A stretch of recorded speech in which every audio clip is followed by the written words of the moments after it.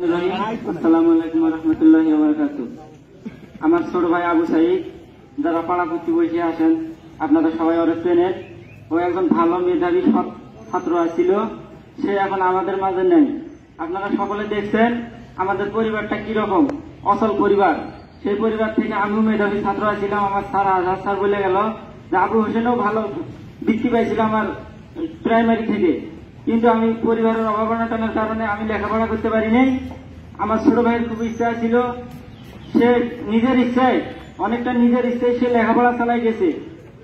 আমাদের মতো ফ্যামিলি থেকে রোকেয়া ভার্সিটির মতো ইউনিভার্সিটিতে লেখাপড়া করা আমাদের কাছে অনেকটা দুঃসাধ্য ব্যাপার।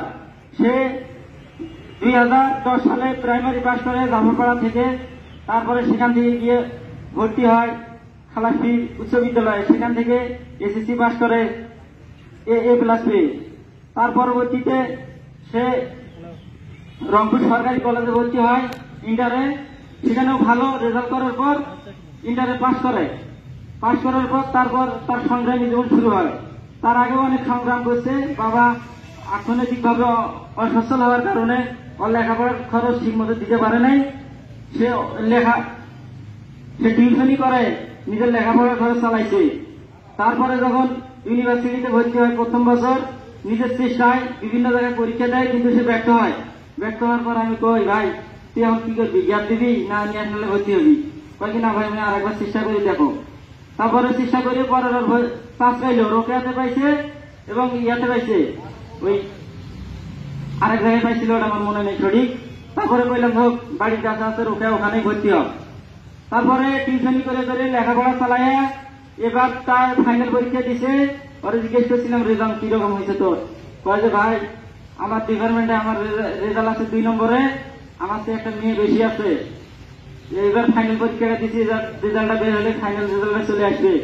সে একজন গরিব সব মেধাবী ছাত্র আসছিল, সে আসছিল অন্যায় প্রতিবাদকারী। সে আন্দোলন করছে, ঠিক আছে, সে একাই করে নাই, তার সাথে তার যারা সহপাঠী ছিল সবাই আন্দোলনে শহীদ হয়েছিল। কিন্তু আমার ভাইরে নির্মমভাবে হত্যা করা হয়েছে, আমার ভাইরে। অনেক ছাত্র ওখানে উপস্থিত ছিল, সবাই আন্দোলন করছে, আমার ভাইরে গুলি করে মারা হয়েছে। আমি এটার বিশ্বাস চাই। আর আমার ভাইয়ের জন্য সবাই অন্তরের অন্তঃস্থল থেকে দোয়া করবেন। আর যদি কারো পাওনাবাদী থাকে আমাদের সাথে যোগাযোগ করবেন। আর আমি চাই, আমার ভাই মারা গেছে, সারা দেশব্যাপী তোলপাড় হয়ে গেছে। আমি চাই এই আমার ভাইয়ের আত্মত্যাগের বিনিময়ে যেন ছাত্রদের যে আন্দোলনটা সফল হয়। আর একটা মায়ের বুক যেন খালি না হয়। আমার আদরের ছোট